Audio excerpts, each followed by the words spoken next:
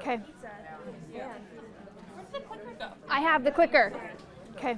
Hi, guys.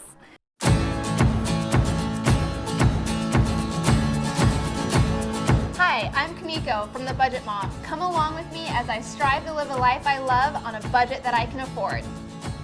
Today we're going to be talking about my budget by paycheck method. And when she reached out to me to talk to you guys about budgeting, saving, and debt, that's a lot of information to take in. They're kind of three separate subjects. But my budgeting method, it really incorporates all the three. So I thought we could discuss just that today. So who here actually wants to learn, honestly wants to learn how to budget and really figure out how to tackle their financial goals? Okay, so a better financial future. That's what we want to get to.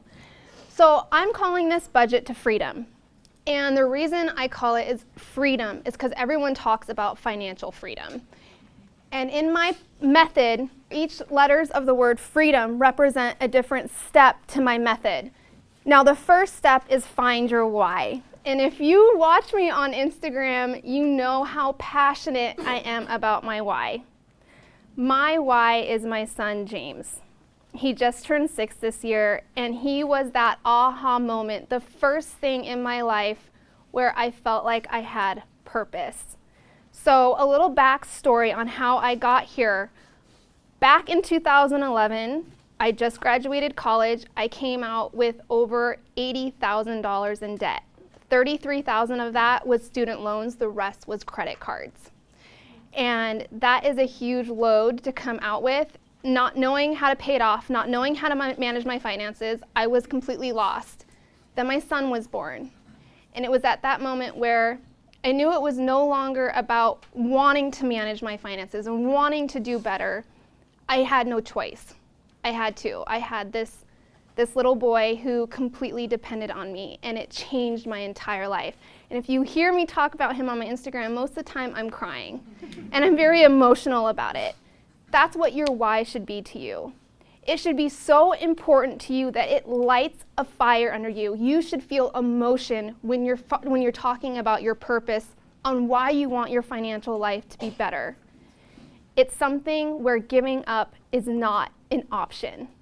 So whether that is your child or your kids, whether that's the ability to travel more without putting anything on your credit card or going into debt, whether that's being able to seize opportunities in your life without having to worry about money, all those things can represent a why. It doesn't have to be a specific thing or a goal.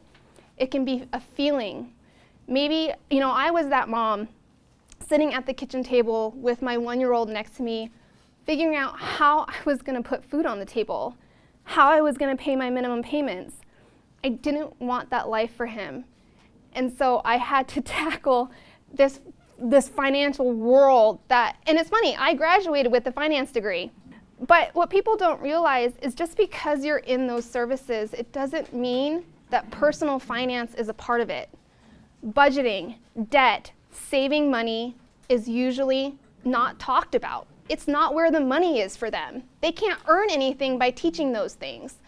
And so a lot of time it's dropped by the wayside. So when you're figuring out your why, it has to be something you truly care about. Your why is what's going to get you through it. The next thing is research and awareness. Research.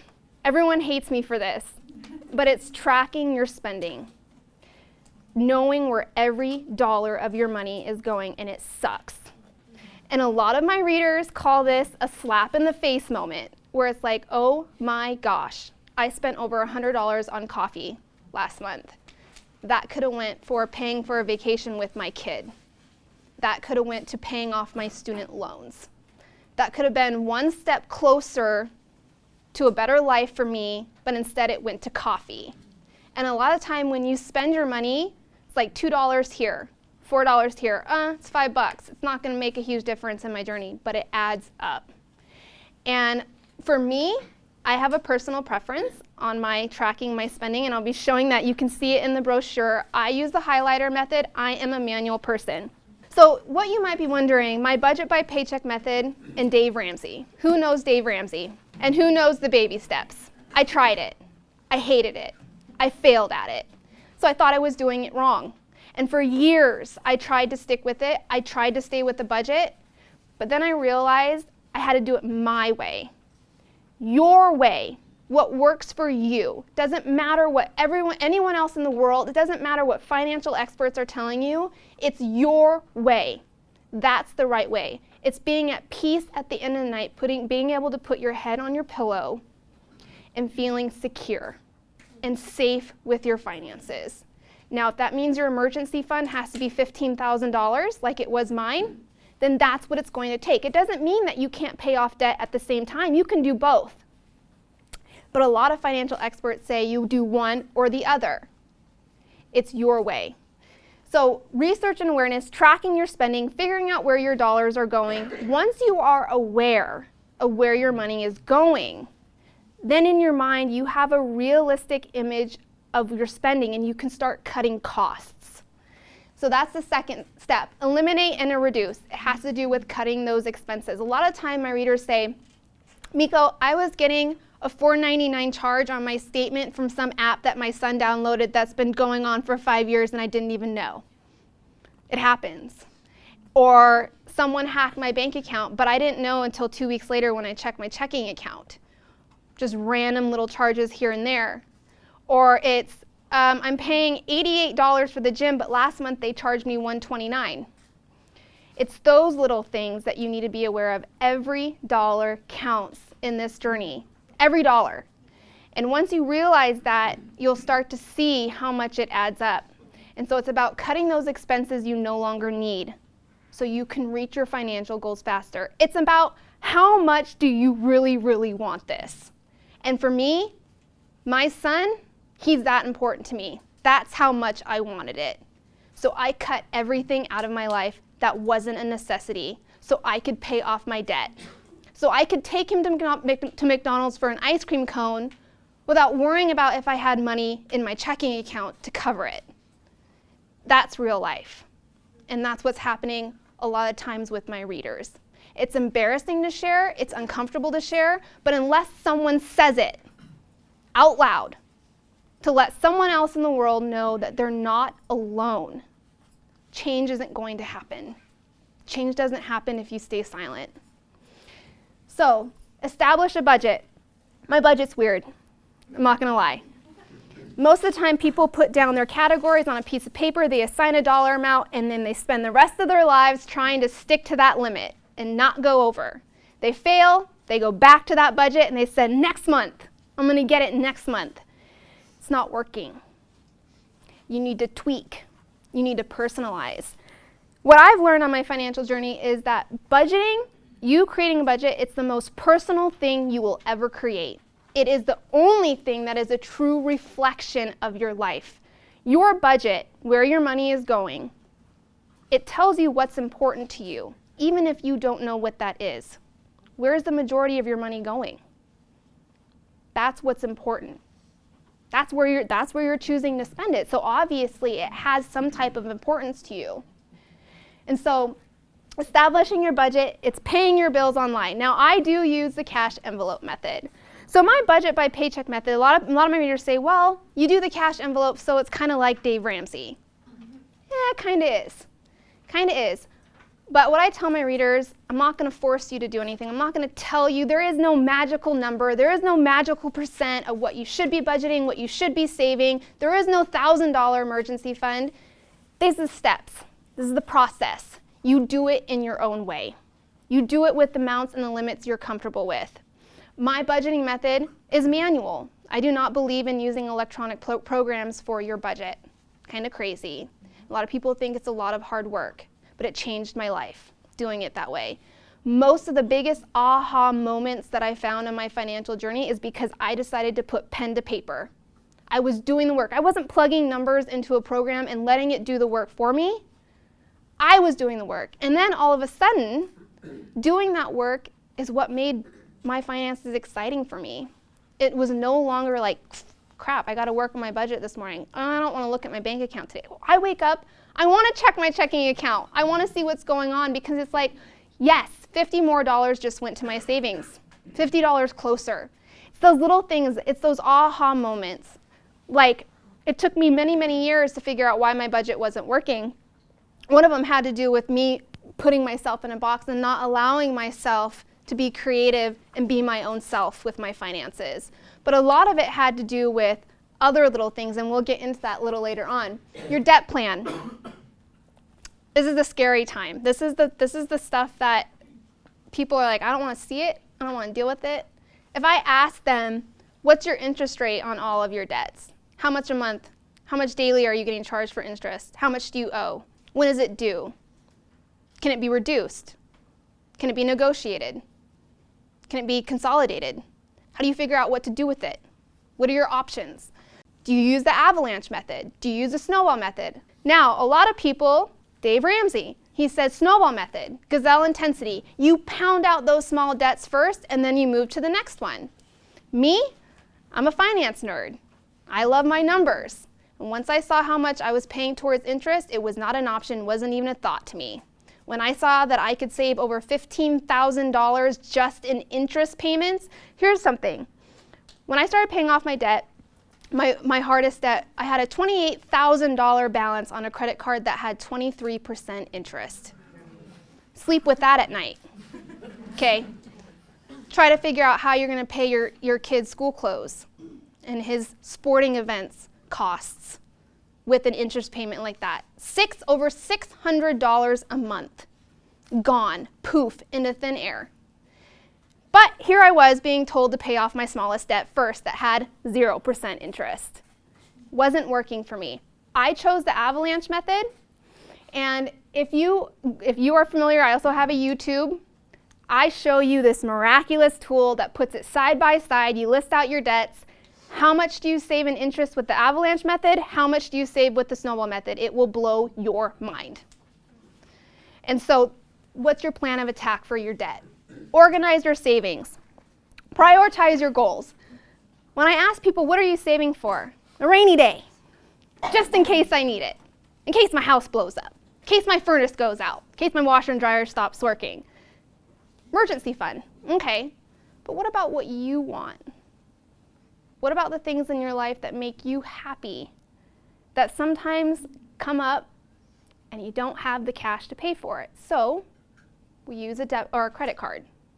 We use debt to fund the things that we want in our life. That's what freedom meant to me.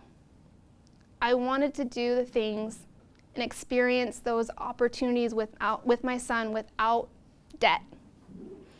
Now, I have a huge, crazy goal to pay for my first house with cash. I'm currently on a savings goal to save $400,000 because I'm terrified of debt now.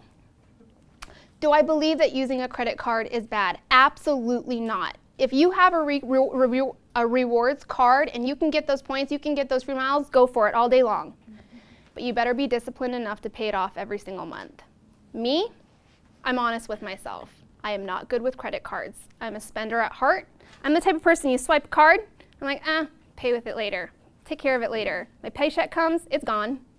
I don't pay it off later, even though I like to tell myself that. I'm the type of person, I can't have credit cards. Someone else out there, some of my readers are very good, and they travel the world for free using rewards points. It's amazing. I'm just not that way. So you have to be honest with yourself, with your debt. Can you honestly be disciplined enough to pay it off? Figure out your savings goals, because that's where your money needs to go. Maintain and succeed. So, there's my son. His name is James. He just started wrestling. This little boy changed my life.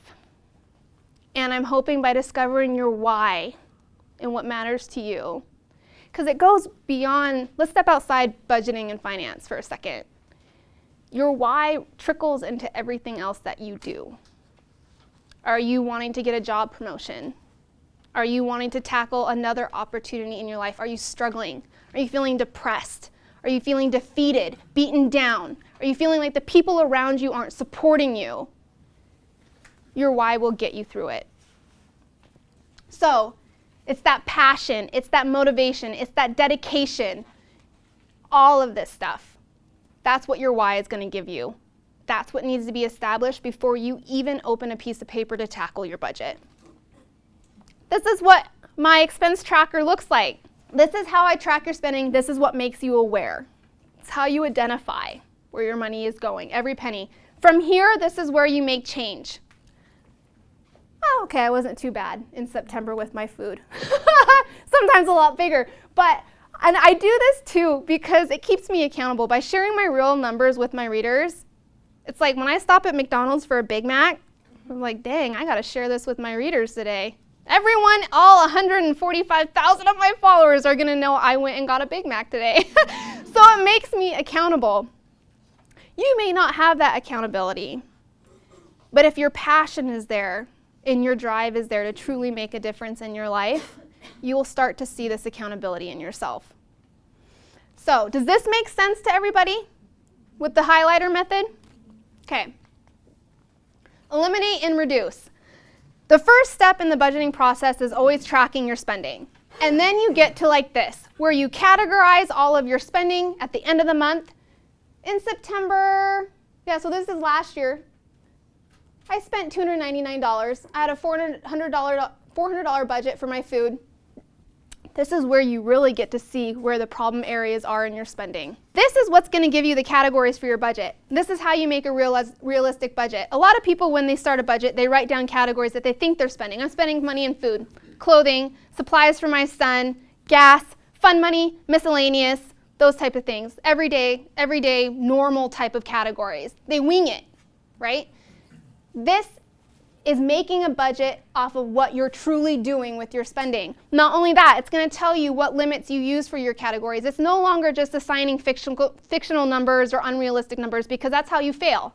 You tell yourself, I want to spend $400 a month on food, when really you're spending anywhere between $600 and $700. So you go through the month and you try to stick to a $400 limit, even though you were really spending $700, and you fail.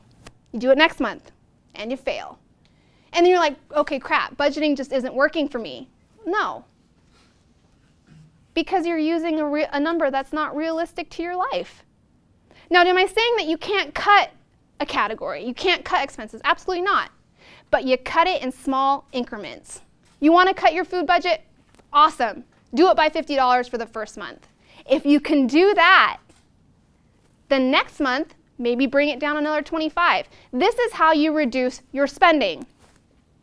Now, in this also, I have savings. This is going to tell you where your priorities are. If you're looking at this, you'll see right now that, okay, so 13% of my income that month went to my rent and home. Yeah, having a house is important to me, having somewhere to live. But right under that's 12% went to my savings. That's what's important to me. It's what my money's telling me that's important to me. It's what my spending's telling me. This is going to tell you whether or not your spending is aligning with your goals. Most critical step. You can't even start a budget without this first, because it won't be realistic to what's really going on in your life. This is what a budget looks like. You pay your regular bills online. From here, listing out all your bills, when they're due, how much they are. We call these fixed expenses. They don't change very often. They go from month to month. You pay your regular bills online. So you might be asking, Miko, what is the budget by paycheck method? It incorporates 3 different budgeting methods all in one. It's the calendar method, the cash envelope method, and the paycheck method. I'm a paycheck budgeter. I don't budget once a month. I budget every time I get a paycheck. Sometimes it's a little hard to grasp. One of the reasons I failed for so long, I tried to squeeze myself into a monthly budget when my mind did not work that way. I was paying my bills when I got a paycheck. Why the heck was I not budgeting my money when I got a paycheck? I don't know. Because someone out there told me I had to do it monthly. So I was listening to the experts. This is the thing where this is why making it realistic for you, that's what you need to do. That's what I'm doing. A lot of my readers say, oh my gosh, why didn't I think about budgeting by paycheck? Something that you don't even think about, because most of the time you're handed a template and it's monthly. So we're talking about my paycheck on December 20th. Here's my income. I pay my bills. I subtract my bills from how much I made. I have something left over. A lot of the time, this is where people go crazy and their spending goes crazy and they're like, where'd my money go? I had this much money after I got done paying my bills. Where'd it go? Well, how much do you spend on food? Could you tell me? How much do you spend on fun costs? Could you tell me where that money went? A lot of people are like, no. I had it in my bank account. So I spend it, swipe my card. Took my kid to the park, swipe my card. Got some gas, swipe my card. Me, I use cash envelopes. It makes your budget tangible. Being able to see how much money you have to spend in cash in front of you changed everything for me because I'm a spender at heart. When I went to the grocery store and I'd go pick up soda for my son, I'd open up my cash envelope for my food budget and I'd see I have $20 in there. It's like, crap, if I buy this 12-pack of soda, this is how much I'm left until next week. It's not worth the soda. He can drink some water. So, what's left after you pay your bills? You do your cash envelopes, which means you go to the bank, you pull out cash for your cash envelopes. This is going to be your lifeline. This is what's going to allow you to not overspend and stop saying, well, I don't know where my money went. It went here. And you can see that stuff and what that spending is here, knowing where every dollar is going. From there, I have $886. So I paid my fixed expenses. I paid my variable expenses. Now, variable expenses are what drive people crazy. Those expenses that fluctuate up and down every month. Your clothing expenses. Maybe one month you spent $150. Maybe the next month you spent $200. Maybe it's back to school time, August. Time to go and get your kids. Maybe it's $800 that month. But if you have a plan for it, this is where the budget calendar comes in. Having everything written on your calendar, your holidays, your events, your bills, your salon appointments, all of that on a monthly budget calendar, those are the things that you need to include in your budget. I paid my fixed expenses, I paid my variable expenses, $886 left over. What do I do with it? Me? I learned very early on some holidays that were kicking my butt. Christmas came around. I didn't have $1,000, what I usually spend on Christmas. I never had that saved up. So what do? I use my credit card, put it on debt. Tell myself, I'll pay it off with some Christmas cash that I got. Didn't even come close. For years, at least 5 or 6 years, I put Christmas on credit cards. Probably why my credit card balance got so high, because I couldn't pay it off. Not anymore. I save, and now it's not in this one, but I save a little bit every month for the things that matter to me, the things that I saw in my life that I was feeling like pressured to use my credit card, pressured to use debt, because I didn't have the money. I save a little bit each month, and then I have the cash available when Christmas comes. So for this year, I'll have $800 saved in cash for Christmas. I don't have to wake up the next morning after Christmas and be like, oh my God, I just put $800 on my credit card. Who wants to wake up after Christmas morning feeling that way? It sucks. You see your son happy, he got to open a whole bunch of toys, but as mom, we have to live with the guilt of spending. And I think that was one of the hardest things that I had to deal with. Made my son happy, gave him the life I wanted to give him and show him, but I had to live with my decisions. I didn't want to anymore. So, saving for the future. Next, what are you trying to do? Your financial goals. Now, some people would say, Miko, I'm trying to pay off debt. I don't want it to go to sinking funds or savings accounts. I want to pay off my debt. Go for it. I'm not here to stop you. If that's what's going to make you feel at peace at night, if that's what's going to make you feel successful with your money, do it. For me, saving for the future was more important. Paying off my debt was next. Now, as you can see, I was working on my student loans here. Oh, goodness, student loans suck. So, but I kicked their butt in December. Here's a perfect example of how you save and pay off debt at the same time. You see where my priorities are? More of my money went towards debt. My spending is telling me what's important, debt. But I still had a little bit I could save.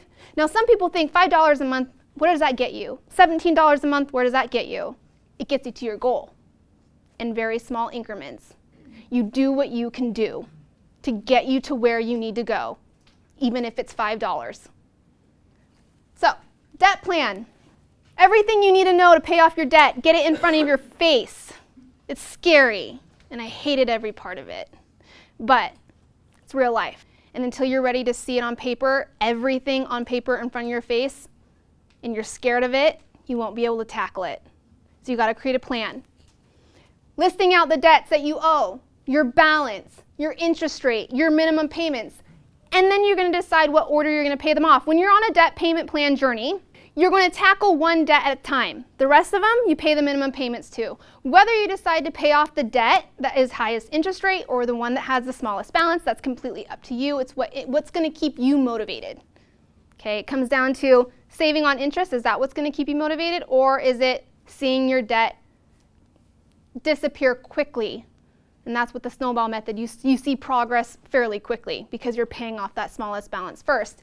From there, I write down any extra debt payments that I made past my minimum payments. These minimum payments should be included as bills. You have to pay them every month. They are a fixed expense. You do not get to run away from them, but you can choose how much you do extra. In September, I paid off $13,000 just in September by watching where every dollar was going, by cutting my food budget, literally squeezing every penny that I could because I was fighting for something. Fighting something that I knew could change my life and my son's life. So this is what your debt payment plan should look like. Organized savings. This is what my sinking funds look like. My cash envelope sinking fund saver. I love my cash envelopes. I like cute. I like being creative. It's bringing that fun element of budgeting and finance into my life. I like artwork. This is what I lean to make my budget fun. You may not be creative, but I guarantee you along the way you will find things that you get excited about your money. Because I tell you right now, if you're not doing this with your money, you're not putting the best work for your dollars to use. There is more that you can be doing with your money. It can go a lot further to things that really matter to you. For me, it's saving for the future. Here's my Christmas sinking fund. So this is making you intentional with your money. It's planning ahead. Now, my whole budgeting method is to deter you from using debt. If you're paying off debt, you should not be putting yourself in more debt. But a lot of time when you live paycheck to paycheck, you don't have an option. I want to give you that option. So this is organizing your savings and goals. Now, it might not be holidays that you're saving for. Maybe you're saving for a vacation for your family. This is how you do it, a little bit each month. Because let's be honest, who can put $8,000 a month towards a vacation to Hawaii in 1 month? No one. But you be patient. You be a patient spender. You prepare, you plan. And then I'll tell you what, when you do get there, and you're in Hawaii having the time of your life, in the sun, on the beach, you did it all without putting anything on debt. You don't have to go home from a wonderful vacation wondering how you're going to pay it off. Maintain and succeed. Your budget is a reflection of your life, and I know I mentioned that. You update and you tweak. Screw what everyone else says. Doesn't matter. If something isn't working for you, do not be afraid to make changes.